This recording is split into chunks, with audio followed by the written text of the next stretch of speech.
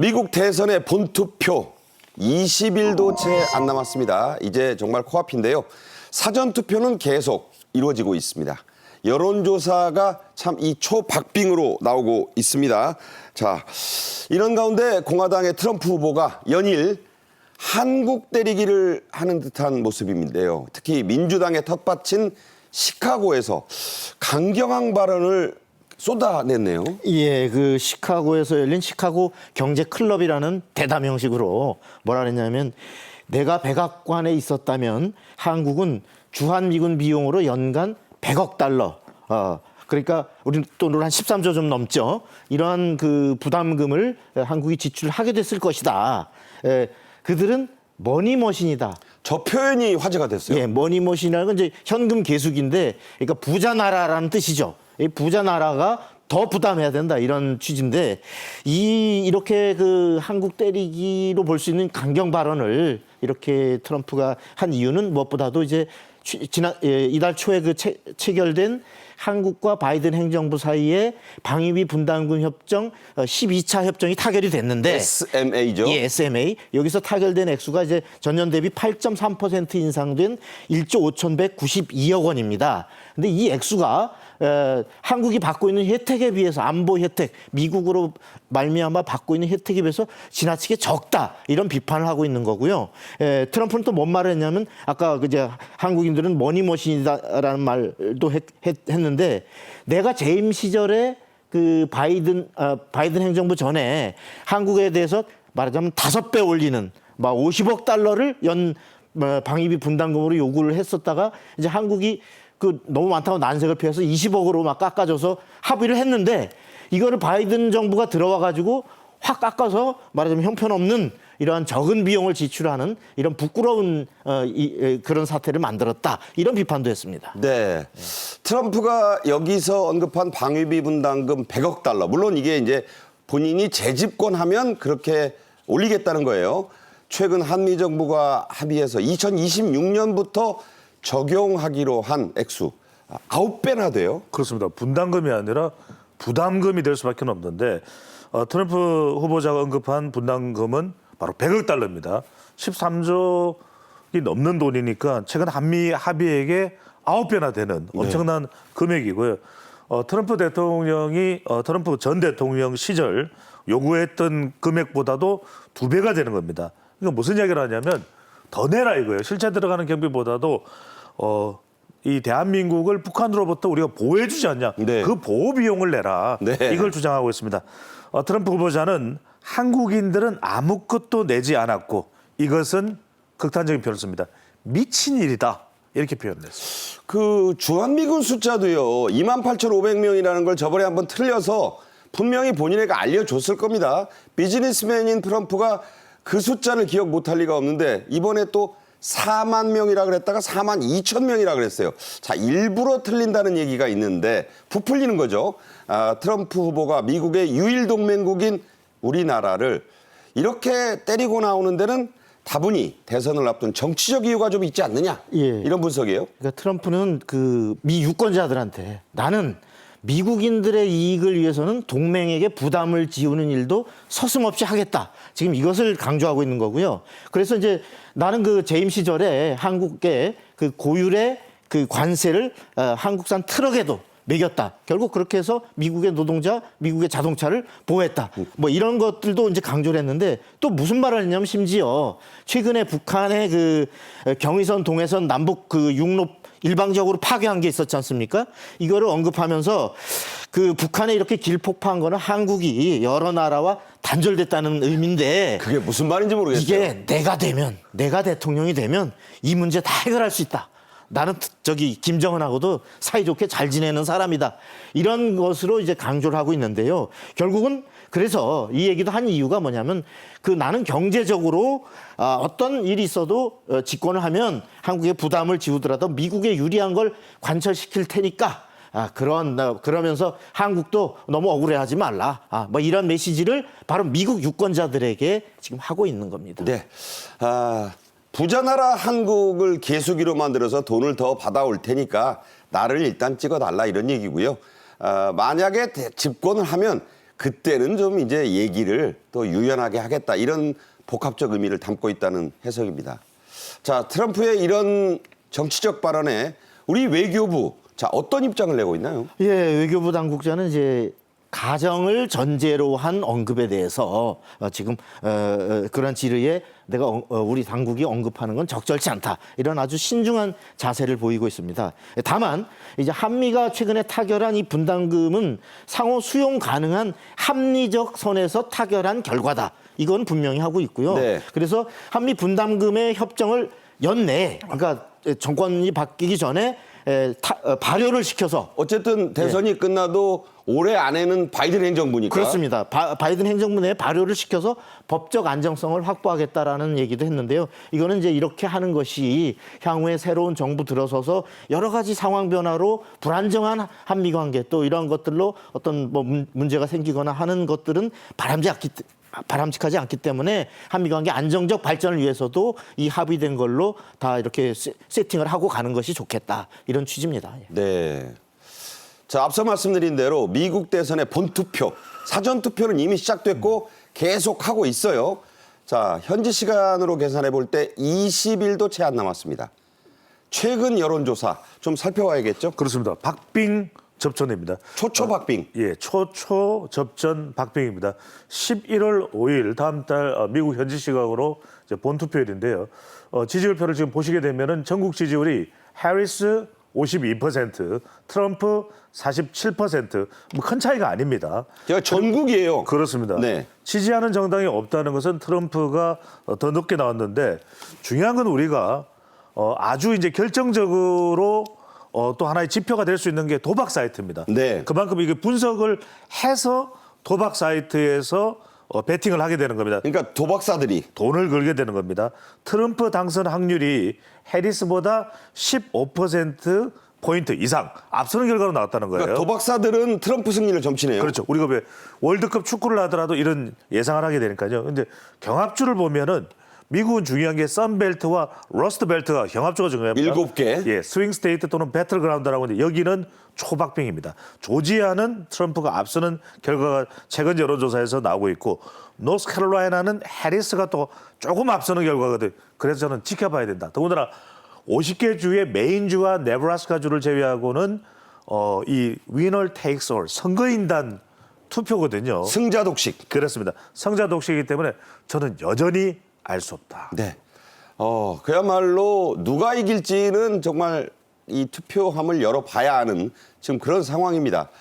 경제적으로 좀 분석해 볼 필요도 있어요. 시장별로 또 예측이 다릅니다.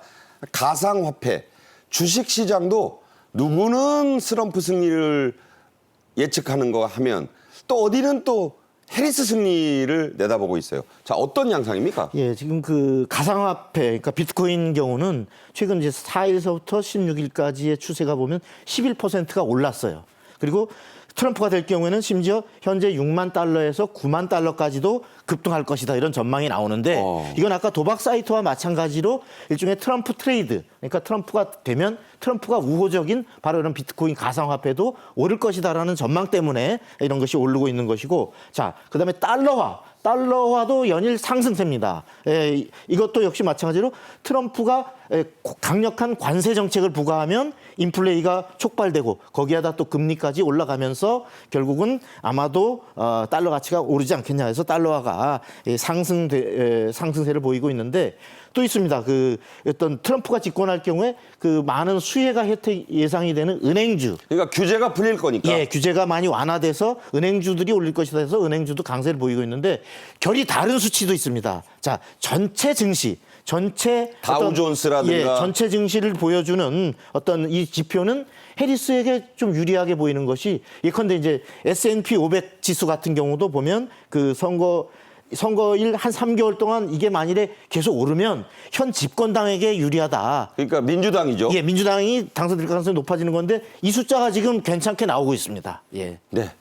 그야말로 알 수가 없는 미국 역사상 최대 혼전이라는 말이 실감나는 그런 선거입니다. 자, 미국 유권자의 과반수가 사전에 투표하겠다는 의사를 밝혔습니다. 이 사전 투표는 또 민주당에게 유리한 그런 투표 방식이거든요. 자, 이건 이번에 어떻게 될 것 같아요? 그렇습니다. 사전투표의 여론조사 결과 사전투표 하겠느냐고 물어봤더니 응답률이 미국 MBC 방송의 조사 결과입니다. 유권자 52%가 절반이 넘는 52%가 사전투표 의향을 밝혔는데 이렇게 되면 이대로만 된다면 해리스 후보가 유리할 수 있습니다. 왜냐하면 네. 대체로 이제 사전투표하는 성향이 민주당 지지층들이 많거든요. 네. 그러니까 미국 투표일은 대선 투표일은 공휴일이 아닙니다. 네. 그렇기 때문에 이날 주로 이제 투표하기 어려운 유색 인종이라든지 또 이 비주류 같은 경우에 사회적 약자계층은 주로 민주당 지지 성향이 강한데 먹고 살기 바빠서. 그렇죠. 사전 투표를 해야 되거든요. 지난번 2020년 때도 바이든이 당선됐던 결정적인 이유가 바로 사전 투표율이 높았다는 분석도 있습니다. 그런 만큼 사전 투표 의향이 응답자의 57%는 해리스 지지. 자, 응답자의 40%는 트럼프 지지거든요. 사전 투표율이 높아지면 해리스가 될 것 같아요. 그렇습니다. 그러니까 이제 본선거 투표 의향을 보면은 또 트럼프 후보 지지 의향이 높습니다.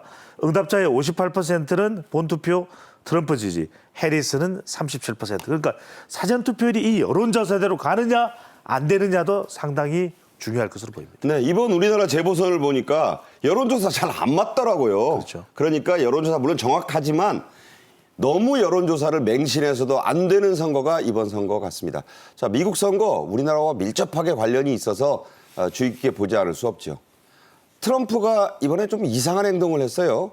접전지 중에 접전지로 불리는 펜실베니아에서 유세 도중에 참석자 2명이 갑자기 쓰러졌습니다. 졸도를 했어요. 그런데 트럼프 후보 40분 가까이 음악을 틀어달라고 하면서 춤을 췄습니다. 정확히 39분간 춤을 췄다고 하는데 자 이게 도대체 무슨 상황이죠? 이게 지난 14일 날 그 펜실베니아주의 타운홀 미팅이라는 형식의 이제 선거 유세 도중에 참석자 2사람이 쓰러졌어요, 갑자기. 이게 실내 집회였는데 너무 많은 사람이 모이고 하다 보니까 온도가 갑자기 올라가고 그러면서 두 분이 이제 쓰러지는 이제 사고가 발생했는데 그런데 트럼프가 갑자기 더 이상 질문하지 말고 우리 음악으로 꾸며봅시다. 아베 마리아를 트세요. 그랬대요, 처음에. 그래서 아베 마리아 좀 틀어주세요라고 하고 이게 나오면서 거기 맞춰서 이제 춤을 춘 겁니다. 그리고 심지어 또 뭐 단골 유세곡 YMCA 또 미국의 록그룹 건즈 앤 로지스의 노멤버 레인 뭐 이런 것들을 계속 신청곡으로 하면서 나오면 계속 몸을 흔들어댄 거예요. 그러니까 이걸 바라보던 청중들이 일부는 이거 뭔 일이래? 네. 하고 당황하고 굉장히 또 불만스러운 표정으로 현장을 빠져나가기도 했고 대다수는 물론 현장에 호응을 하는 형식을 취했습니다만 자 이런 장면을 소식을 전해들은 경쟁 후보 해리스 네. 어떻게 했을까요?